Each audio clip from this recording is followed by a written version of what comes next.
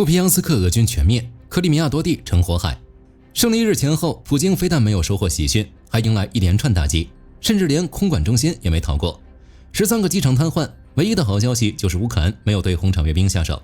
克宫积攒一腔怒火，不敢朝着乌克兰发，转头盯上了亚美尼亚，对亚美尼亚发出了战争威胁。泽连斯基为什么对普京留了手？克宫对亚美尼亚的威胁真的有用吗？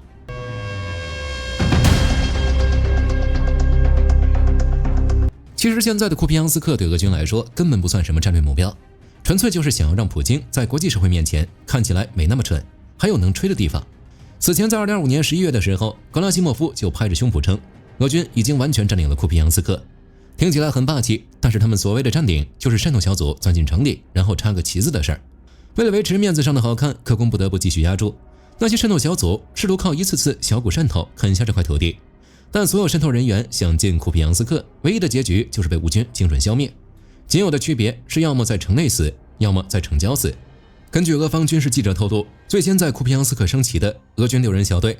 连带其他单位零零散散加起来有20个人左右。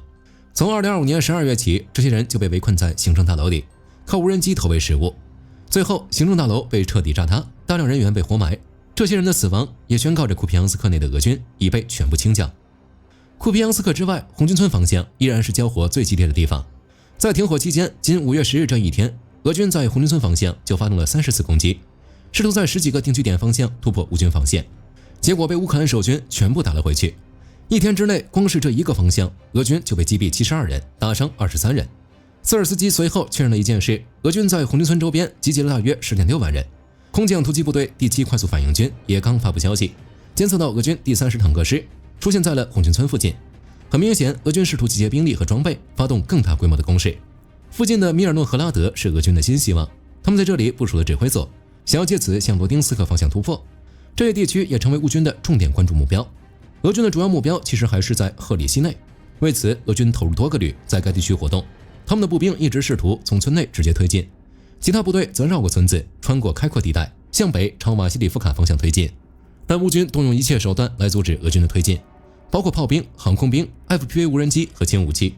在赫里西内南部，俄军甚至摸到了乌军掩体附近。短暂交火后，一名步兵当场身亡，另一名则很天真，以为已经突破了防线，大摇大摆往前走，结果迎面撞上了枪口。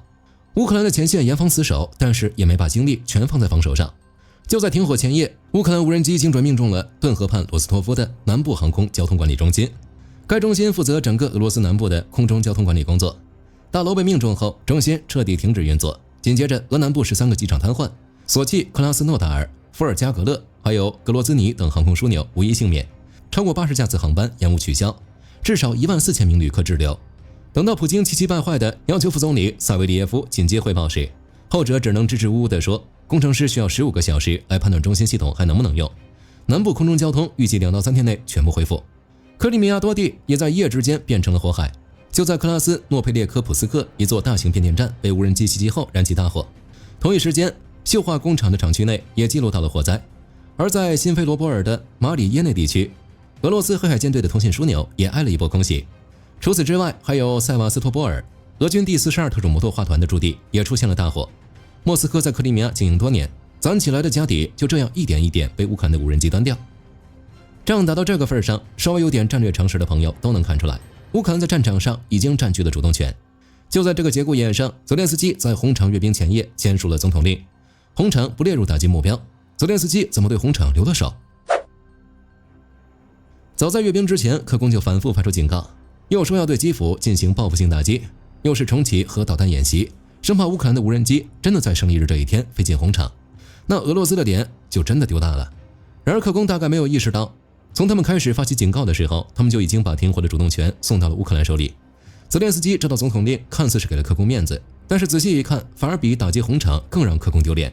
因为这里面有很严格的限制条件，停火只针对红场这一个坐标，时间仅限阅兵期间。这2个条件一出，基本上等于明着告诉克宫，你们这场军事仪式靠的是基辅留情，是乌克兰允许你们办，你们才能平安搞完的。这是一场彻头彻尾的心理战。普京可以在红场上高喊胜利终将属于我们，但是这道命令让所有人看到，红场上空之所以没有无人机，不是因为俄军防住了，而是因为乌克兰没打。对俄罗斯普通民众来说，这应该是一个毁三观的时刻。克宫宣传了这么多年的世界强国，怎么庆祝一个卫国胜利，还要靠乌克兰的善意来保命？这种不安全感一旦种下，哪怕克宫再怎么封锁舆论，也堵不住民间自己发酵的恐慌，还有随之而来的对战争的抵触。克宫自然能够理解背后的意思，所以整个克宫都破防了。发言人佩斯科夫当即跳出来，喊俄罗斯不需要任何人的许可，就能为胜利日感到自豪。这话说的，如果真的不需要的话，当初何必上赶着威胁呢？又何必把半数防空系统都调来拱卫莫斯科？当然，泽连斯基不攻红场还是有其他方面的考量。首先，最核心的一点就是不值得。这一次红场阅兵本身就不值一提，没有任何坦克和重型军事装备参与，议会成员和政府官员也不出现，东西没什么好看的，安保级别倒是拉得相当高。为了保住这场寒酸的阅兵，克宫把全国的防空系统往莫斯科堆，相当一部分家底都调去拱卫红场了。这种情况下，如果硬要往红场塞无人机，也不是没有成功的概率。但是就算真打中了，炸的是什么？几排徒步士兵，这种低收益高风险的行动，正常人都不会去做。乌克兰高层对这件事的态度相当统一，往红场扔无人机，除了抢个头条，没有任何军事价值，对战争走向毫无影响。真正有效的打击是把无人机送到俄罗斯防空薄弱的边缘地带，去炸能源设施和军事目标，这才是真正能让俄罗斯感到肉疼的存在。更重要的是，如果乌克兰真的炸了红场，反而是帮普京解围。毕竟大家都清楚胜利日阅兵对俄罗斯的意义，要是在这个时候动手，等于主动把一套悲情剧本送给普京，俄罗斯那边就可以跳出来喊：你们看，不是我们不想和平，是基辅那边连我们的胜利日都不放过，是乌克兰蓄意破坏和平努力。这种舆论陷阱，基辅躲都来不及，哪里会上赶着给俄罗斯送助攻？给对手送助攻这种事，只有俄罗斯才干得出来。再往深了看，这次停火条款明明白白写着不打红场，换回来1000条乌克兰人的生命，这个性价比，任何一个负责任的领导人都会做同样的选择。泽连斯基后在社媒表示，红场对他们来说远不如乌克兰战俘的生命重要。这个决定的背后少不了美国的斡旋。泽连斯基的总统令说得很清楚，在与美国方面会谈后，基于人道主义宗旨，他才做出了这样的决定。总之就是看在美国的面子上，乌克兰才对俄罗斯留了一手。这一通操作下来，克宫算是吃了大亏。泽连斯基这道命令一下，无论他们做出什么反应，都已经落了下乘。偏偏他们还拿乌克兰没办法，恼羞成怒的克宫矛头调转，把怒火撒在了亚美尼亚身上。据塔斯社报道，在5月10日的新闻发布会上，普京正式表态，要求亚美尼亚尽快确定地缘政治方向，建议通过全国公投，在欧盟和欧亚经济联盟之间2选1。如果亚美尼亚选择欧盟，那没问题，可以搞一个聪明互利的脱离。说直白点就是，你可以走，但走之前必须公开表态，而且后果自负。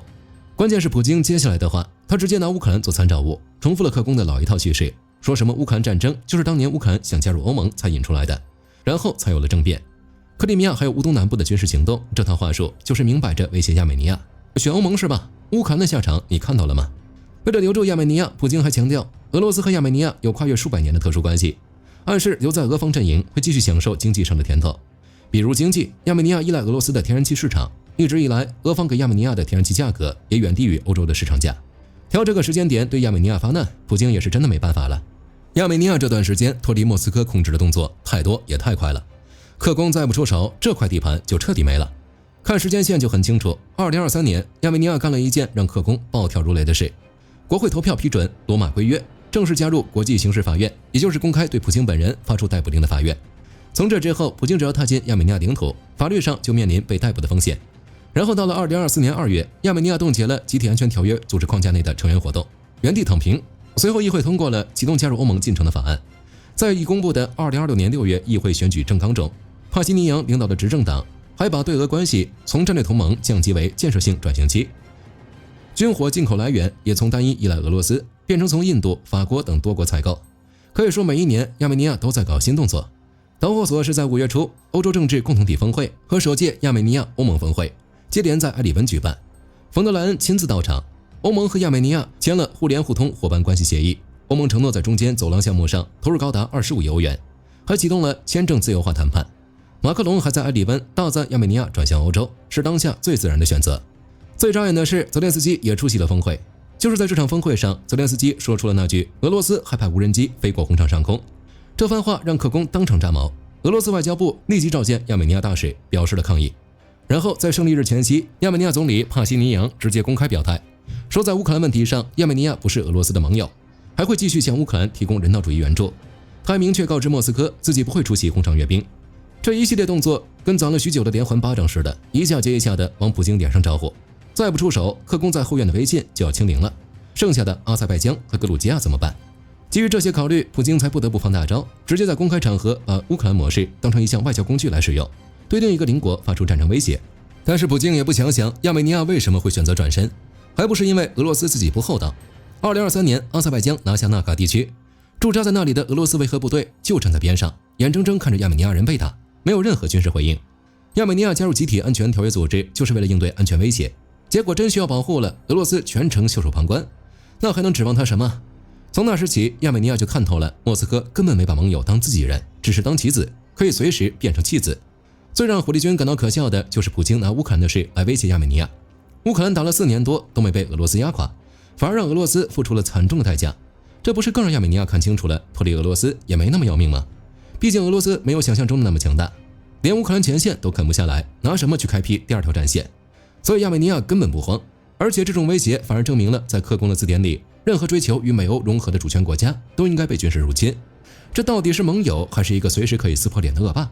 这种情况只会让亚美尼亚坚信离开俄罗斯才是正确的选择。事实也确实如此，普京的威胁之所以无效，根本原因在于亚美尼亚的脱俄不是一时意气用事，议会压倒性通过启动入盟法案，民间倡议主动推动法律程序，这是一个国家的集体选择。或许我们要恭喜克宫，一波操作猛如虎，又是自己亲手把原来的盟友推到了乌克兰背后，